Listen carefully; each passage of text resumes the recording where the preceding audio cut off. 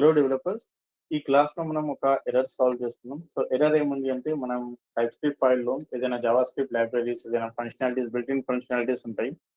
So ఆ functionalities మనం use చేస్తే రన్ కావు. ఓకే, ఎందుకంటే ఇప్పుడు చూడండి, నేను సింపుల్ ఒక కమాండ్ ఎంటర్ చేస్తున్నా, టీఎస్సి ఫైల్ నేమ్ ఏముంది మనకు test.ts అండ్ ఈ కమాండ్ నేను ఎంటర్ చేస్తున్నా. అండ్ ఇక్కడ మనకు కంపైల్ అవుతుంది. కంపైల్ అయిన తర్వాత ఇక్కడ మనకు సింపుల్ గా ఒక ఎర్రర్ వస్తుంది. ఎర్రర్ ఏముంది, TS2550 property fill does not exist on the number array. Do you need to change your target library? Try changing the library compiler option to ES 2015 or later.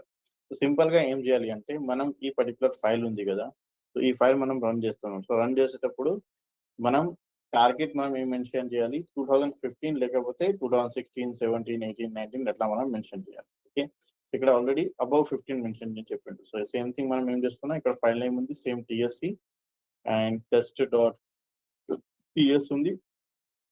Enter చేసిన తర్వాత target ES 2016 అని mention చేస్తాం. Enter చేయండి. ఇప్పుడు error రావు, మనకు compile అవుతుంది. చూడండి, error వస్తలేదు. అండ్ మళ్ళీ ఒకసారి నేను నోడ్ ఫైల్ నేమ్ ఏముంది మనకు టెస్ట్ ఎంటర్ చేస్తున్నా. సింపుల్ గా అన్ని ఫిల్ అయిపోయింది. 10, 20, 30 బదులు మనకు అన్ని ఫిల్ అయి 100 అయిపోయింది. ఓకే, ఒకవేళ నేను చేంజ్ చేయాలంటే just first position to second position. Okay, ఇవి చేంజ్ చేయాలా, అన్ని రిమైనింగ్ సేమ్ ఉండాలి. మళ్ళీ ఒకసారి రన్ చేస్తున్నా, కంపైల్ చేస్తున్నా. కంపైల్ చేసిన తర్వాత మళ్ళీ ఒకసారి రన్ చేస్తున్నా. ఇక్కడ చూడండి జస్ట్ 100 చేంజ్ అయింది. సో ఇది ద ఫస్ట్, అంటే ఇది స్లైసింగ్ చేసిన. ఓకే, సో ప్రాపర్ గా మనకు వర్క్ చేస్తుంది. సో ఇట్లాంటి ఏదైనా ఎర్రర్స్ వస్తే మీకు నాకు కమెంట్ చేయండి.